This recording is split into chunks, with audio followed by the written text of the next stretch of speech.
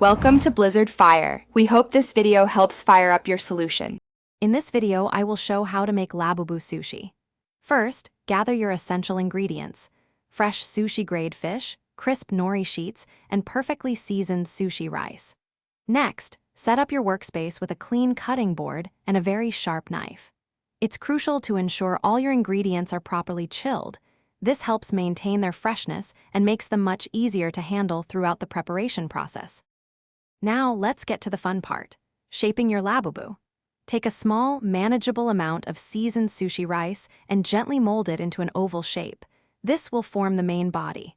For the iconic ears, cut small, precise pieces of nori. Carefully attach these nori ears and any other desired features to the rice body, using a tiny bit of water if needed to help them stick.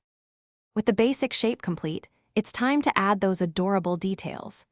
Carefully cut very thin slices of your chosen fish or vegetables to create the labubu's facial features, like eyes and a mouth. For the eyes, a tiny dot of mayonnaise or cream cheese works perfectly, giving them a bright, expressive look. Once decorated, gently arrange your charming Labubu sushi pieces on a serving platter. Your delightful Labubu sushi is now ready to be enjoyed.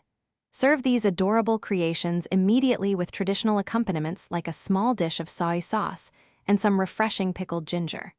These unique and charming sushi pieces are absolutely perfect for adding a playful touch to any party, or simply as a special, fun treat for yourself and your loved ones. Don't forget to check the description for a link to the Echo Dot smart speaker and other great deals. Thanks for watching. If you found this helpful, don't forget to like and subscribe.